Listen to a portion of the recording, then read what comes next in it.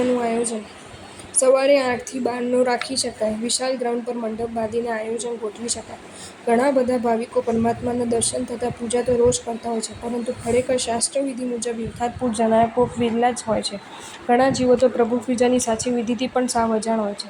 આવી પરિસ્થિતિમાં સમૂહમાં અષ્ટપ્રકારી જીન પૂજાનો કાર્યક્રમ સાચી પૂજાવિધિ શીખવવા માટે રાખવામાં આવેલ છે. આપ રોજ પૂજા કરતો હોય કે ન કરતો હોય, પણ આજના દિવસે તો અવશ્ય પૂજા કરવા પધારશો. એક દિવસ માટે પરમાત્માની પૂજા, ભક્તિ, દર્શન, સાચી વિધિ અને સાચા ભાવપૂર્વક જો કરવામાં આવશે તો જીવતર આખું કોક ટર્નિંગ પોઈન્ટ આવી જશે. આટલું સમજી લો. તમને પૂજા કરતા આવડે છે કે નથી આવડતી તેની ચિંતા છોડી દો. ધર્મ કરવામાં શરમને બાજુ પર મૂકી દો. મનને મનાવી લો અને નીચે મુજબની તૈયારી સાથે જીન ભક્તિ મંડપના દ્વારે પધરાવી જાઓ. પછી અમે આપને સંભાળી લઈશું, ચિંતા ના કરશો. સકલ કુટુંબ પરિવારના તમામ સભ્યોને સ્નાન કરીને શુદ્ધ પૂજાના વસ્ત્રો પહેરવા. દરેક મેમ્બરે પોતાના હાથમાં એક પૂજાની થાળી ગ્રહણ કરવી. આ થાળીમાં એક કલશ અથવા લોટામાં પાણી, દૂધ, ફૂલ, ધૂપ, દીપક, અક્ષત, નૈવેદ્ય, ફળ તથા આરતી માટે એક એક્સ્ટ્રા દીવો મૂકો. થાળીને સારા રૂમાલથી ઢાંકીને આખા પરિવાર સાથે 12 નવકાર ગણીને ઘરેથી પ્રસ્થાન કરવું. આંબાવડી જિનાલય પધારવું. ત્યાંથી વાજતે ગાજતે મંડપમાં જિનાલય જવાનું રહેશે. બસ આપ માત્ર આટલી તૈયારી સાથે પધારો. પાછી આગળની વિધિ સૌની સાથે આપણે પણ પ્રેમથી શીખવશું. ધોતિયું પહેરતા ના ફાવે તો સીવેલા શુદ્ધ વસ્ત્રોમાં પણ અવશ્ય આવો. દૂરથી આવનારા ભાઈઓ માટે સ્નાનની વ્યવસ્થા રાખવામાં આવશે. બૃહદ અમદાવાદના તમામ વિસ્તારોમાંથી હજારો જૈનો પોતાના પરિવાર સાથે પૂજાના વસ્ત્રોમાં દેરાસર પધારશે.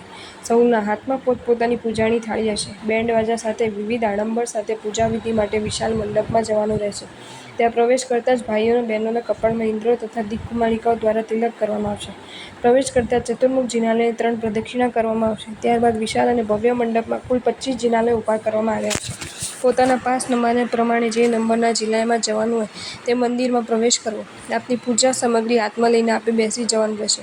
તે પછી પરમાત્માની ભાવમયી સ્તુતિ બોલાવાશે. તે પછી 108 નદીઓના, 68 તીર્થોના જળ અને ઉત્તમ ઔષધિથી મિશ્રિત એવા સુગંધી પંચામૃતથી પરમાત્માના અભિષેકનો લાભ સૌને આપવામાં આવશે. અભિષેક બાદ કેસર પૂજા, પુષ્પ પૂજા, ધૂપ પૂજા, દીપક, અક્ષત પૂજા, નૈવેદ્ય પૂજા અને ફલ પૂજા કરવામાં આવશે. વચ્ચે વચ્ચે પૂજાના દુહા, કાવ્ય, મંત્રો તથા ગીતો બોલાવવામાં આવશે. ત્યારબાદ સમૂહ ચૈત્યવંદન તથા આરતી મંગલ દીવો ઉતારવામાં આવશે. તે પછી વિસર્જન કરવામાં આવશે. અભિષેક માટે 108 નદીઓના, 68 તીર્થોના તેમજ વિવિધ સરોવરના જળ મંગાવવામાં આવશે. ઉત્તમ પ્રકારની અનેક ઔષધિઓ તથા જડીબુટ્ટીઓથી પ્રભુનો વિશાળ લાભ સૌને આપવામાં આવશે. મંડપની અંદર ટેમ્પરરી 25 જિનાલય ઊભા કરવામાં આવશે. વિવિધ ડેકોરેશનથી મંદિરની સજાવટ કરવામાં આવશે. 64 ઇન્દ્રો તથા 56 દિક્કુમાલિકાઓ વેશભૂષામાં પ્રભુ ભક્તિ માટે પધારશે. અભિષેક સમયે પ્રખ્યાત નૃત્ય કલાકાર શ્રી મહેન્દ્રભાઈ રાજકોટથી પધારશે અને ભરતનાટ્યમ રજૂ કરશે. પૂજાના દુહા, કાવ્યો તથા ભક્તિ ગીતો માટે સૌને પુસ્તિકા ભેટ આપવામાં આવશે. વિવિધ મંડળો ભક્તિરસની જમાવટ કરશે. મહિલા મંડળની બહેનો પોતાના મંડળો સાથે પૂજાવિધિ માટે પધારશે. એક સાથે 10,000 ઉપરાંત નર નારીઓ પ્રભુજીનો અભિષેક કરશે તથા સમૂહમાં જ અષ્ટપ્રકારી પૂજા સરળ દ્રવ્યથી પૂર્ણ કરે છે. પાસ લઈને પૂજાના વસ્ત્રોમાં પધારેલા ભાવિકોને જ ભવ્ય મંદિરમાં પ્રવેશ આપવામાં આવશે. દર્શનાર્થીઓ માટે આઉટડોર વ્યવસ્થા રાખવામાં આવશે. પૂજાવિધિ પૂર્ણ થયા બાદ નવાન જલ બાર દરવાજે આપવામાં આવશે.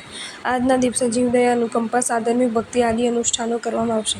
ગોપાલ સ્ટુડન્ટ ટ્રસ્ટ મંડળ બલવલાથી પધારશે. 15 ફૂટનો વિશાળ સ્વસ્તિક આલેખીના ફૂટ ઊંચા મોદકથી નૈવેદ્ય પૂજા કરવામાં આવશે. 4 પ્રકારના આરતી વિશેષ રીતે પ્રભુની નૈવેદ્ય પૂજા કરવામાં આવશે.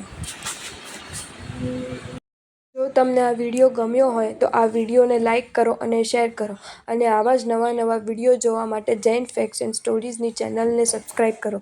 ધન્યવાદ.